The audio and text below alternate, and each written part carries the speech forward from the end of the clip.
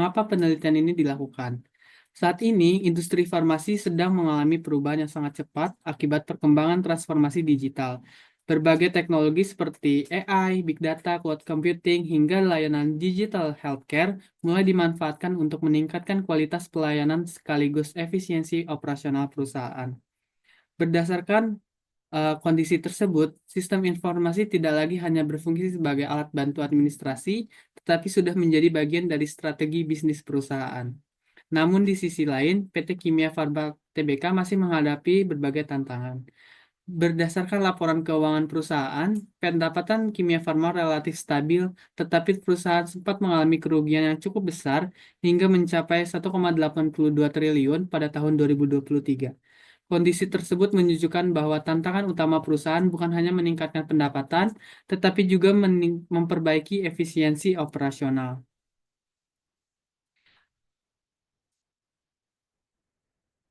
Oke, untuk berdasarkan permasalahan tersebut, penelitian ini berfokus pada satu rumusan masalah utama, yaitu bagaimana menyelaraskan kebutuhan transformasi digital dan peningkatan efisiensi bisnis PT Kimia Farma melalui pengembangan sistem informasi dan teknologi informasi.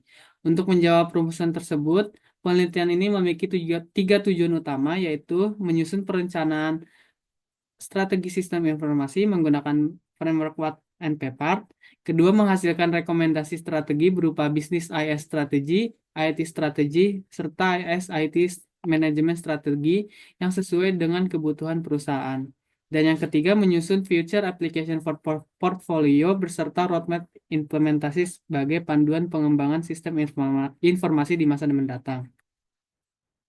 Di sini untuk metode penelitiannya yaitu pertama identifikasi masalah, selanjutnya pengumpulan data yang dimana data dikumpulkan berdasarkan dua cara, yaitu primer menggunakan metode wawancara dan sekunder berdasarkan laporan tahunan yang dikeluarkan oleh perusahaan serta sebagai laporan acuan pada penelitian ini. Selanjutnya analisis internal dan eksternal bisnis. Selanjutnya ada analisis strategis SWOT dan TWS. Selanjutnya perencanaan strategis meliputi IS strategi, IT strategi, hingga manajemen strategi. Selanjutnya akan menghasilkan future application portfolio berserta implementation roadmap-nya. Di sini framework Word and Paper dipilih karena menyediakan pendekatan yang sistematis dalam menjelaskan strategi bisnis. Framework ini terdiri atas tiga bagian utama, yaitu input melakukan analisis terhadap kondisi bisnis dan kondisi SITI perusahaan. Yang kedua bagian proses, yaitu menganalisis seluruh hasil temuan untuk mengetahui kebutuhan bisnis serta kemampuan teknologi yang dimiliki perusahaan. Sedangkan yang terakhir ada bagian output, yaitu menghasilkan bisnis IS strategi hingga future application portfolio yang menjadi rekomendasi utama penelitian ini. Di sini ada profil PT Kimia Farma. PT Kimia Farma merupakan perusahaan farmasi pertama di Indonesia yang telah berdiri sejak tahun 1817 dan saat ini menjadi bagian dari holding BUMN Farmasi. Perusahaan memiliki visi menjadi perusahaan healthcare pilihan utama yang terintegrasi dengan mengedepankan good corporate governance dan operational excellence. Dalam menjalankan bisnisnya, Kimia Farma memiliki 4 segmen utama, yaitu manufaktur, distribusi, retail, melalui jaringan apotek, serta layanan kesehatan. Besarnya skala operasional tersebut menunjukkan bahwa perusahaan sangat bergantung pada sistem informasi yang mampu mengintegrasikan proses bisnis dari hulu hingga hilir. Selanjutnya di sini analisis internal. Analisis internal dilakukan melalui 4 eh, cara, yaitu melalui critical success factors, di mana fokus pada efisiensi proses, integrasi layanan, hingga penguatan arus dan kompetensi digital sumber daya manusia. Yang kedua, melalui value chain, yaitu eh, area kritis untuk mengidentifikasi area kritis pada operations dan outbound logistics untuk mitigasi risiko overstock. Yang ketiga, ada bisnis model canvas. Eh, Perusahaan memiliki bisnis healthcare yang melayani pelanggan B2B maupun B2C melalui pendekatan omnichannel. Namun nilai tersebut belum sepenuhnya didukung oleh integrasi data yang optimal. Kemudian melalui selanjutnya ada analisis Frio, diketahui bahwa analisis Frio ini mengidentifikasi jaringan fisik dan masif melalui reputasi brand yang menjadi keunggulan keunggulan kompetitif berkelanjutan. Selanjutnya di sini ada analisis eksternal, di mana analisis eksternal uh, mem- mela- melakukan dua pendekatan, yaitu analisis spatial, yaitu ditemukan bahwa dari analisis spesial ini, dari sisi politik dan ekonomi, perusahaan menghadapi tekanan akibat mekanisme pengaduan melalui e-katalog BPJS serta fluktuasi nilai tukar yang berdampak pada biaya impor bahan baku obat. Kondisi ini menuntut perusahaan untuk memiliki sistem informasi yang mampu mendukung pengendalian biaya serta meningkatkan efisiensi rantai pasok. Kemudian dari sisi sosial dan teknologi, perkembangan digital healthcare, meningkatnya ekspektasi masyarakat terhadap layanan kesehatan yang menjadi peluang besar bagi perusahaan. Masyarakat kini menginginkan layanan yang lebih cepat, mudah diakses, dan terintegrasi melalui berbagai kanal digital.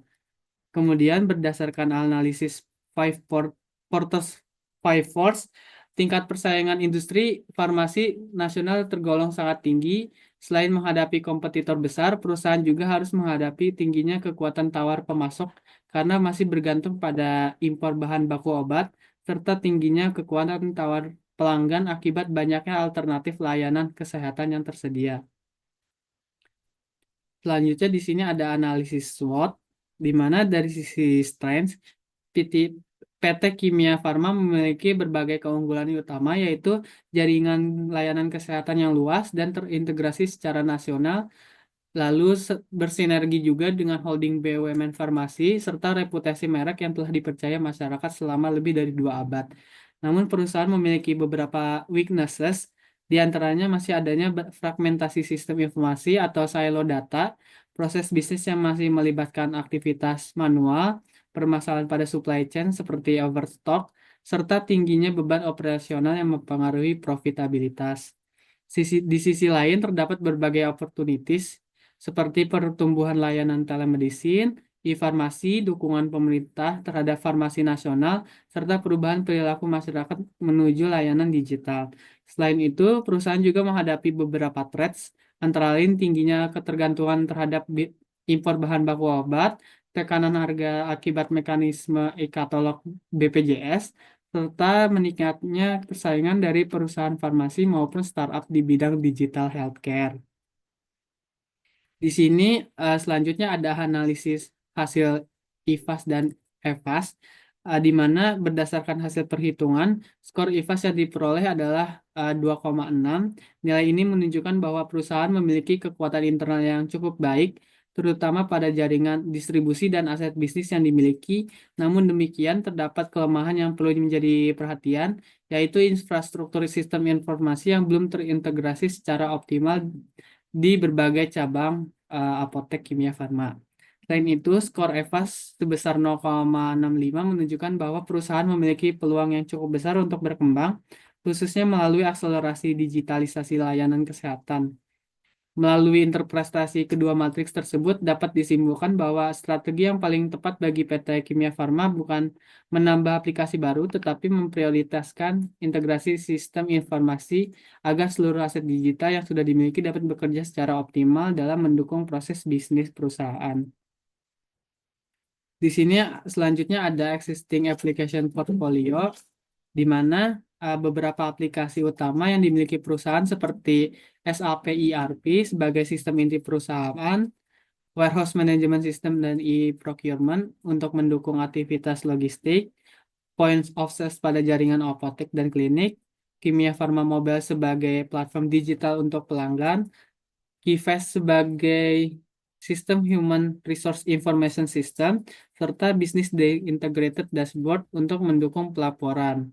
Meskipun telah memiliki berbagai aplikasi tersebut, hasil analisis menunjukkan bahwa sebagian besar masih berada pada status kuning, artinya aplikasi telah berjalan dengan baik, tetapi integrasinya belum optimal.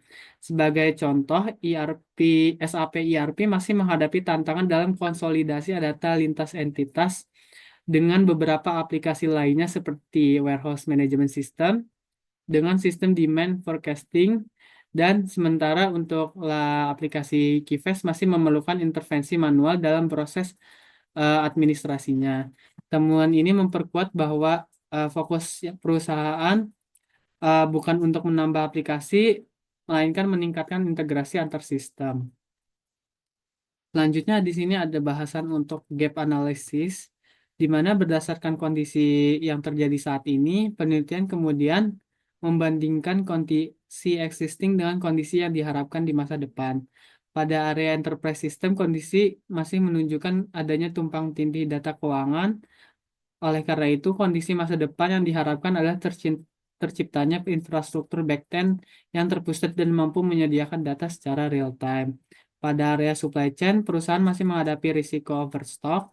Pada area front end SaaS masih terdapat silo data, dan pada bagian business intelligence, dashboard yang ada bersifat memerlukan kemampuan big data analytics agar kebutuhan strategis yang dilakukan bisa lebih cepat dan lebih tepat. Selanjutnya di sini ada bagian bisnis IS strategi, di mana supply chain management system untuk integrasi logistik dari inventory hulu hilir dengan kemampuan analitik prediktif atau demand forecasting, di mana selanjutnya ada customer relationship management yaitu CRM untuk pusat manajemen data pelanggan untuk mendukung pelayanan omnichannel. Selanjutnya ada enterprise financial system untuk konsolidasi akuntansi real time untuk menekan beban OPEX dan overlapping data. Selanjutnya ada HRIS dan procurement system untuk digitalisasi penuh tata kelola talenta SDM dan otomasi ke ekosistem ke vendor atau e-procurement. Selanjutnya di sini ada IT strategi, di mana pertama integrasi sistem middleware untuk mengembangkan Enterprise Integration Platform atau API Factory untuk meruntuhkan dinding silo antar entitas bisnis. Selanjutnya ada manajemen data untuk membangun Enterprise Data Warehouse sebagai fondasi SOT. Selanjutnya ada kemampuan informasi untuk standarisasi pelindungan privacy dan implementasi arsitektur Zero Trust Network Access. Selanjutnya ada infrastruktur dan jaringan untuk skalabilitas komputasi cloud dan hybrid untuk menjamin keseandalan transaksi di ribuan gerai secara nasional. Selanjutnya di sini ada ISIT Management Strategy, di mana yang pertama ada tata kelola dan kebijakan untuk penyelarasan investasi TI antara induk dan anak perusahaan melalui IT Steering Committee, lalu pembaruan SOP TI dan pemantauan ketat ROI atau Return on Investment. Selanjutnya ada kompetensi SDM TI, di mana program upskilling talenta digital secara proaktif dan mengembangkan SDM teknis yang memiliki pemahaman kuat antar fungsionalitas bisnis operasi. Selanjutnya di sini ada manajemen risiko TI untuk mitigasi ancaman cyber yang berkelanjutan dan pemenuhan regulasi perlindungan data pribadi dan rekam medis pasien. Di sini ada feature application portfolio, di mana untuk kategori high potential atau inovasi masa depan ada pada aplikasi Enterprise Integration Platform atau API Factory dan track and trace system melalui barcode 2D.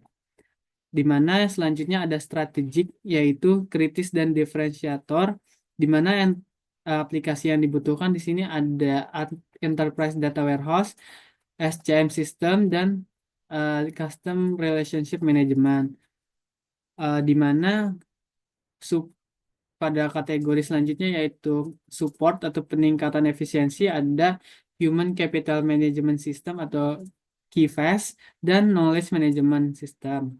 Selanjutnya ada Key Operational, di mana tulang punggung operasi ada aplikasi SAP ERP sebagai dan selanjutnya Vendor Management System.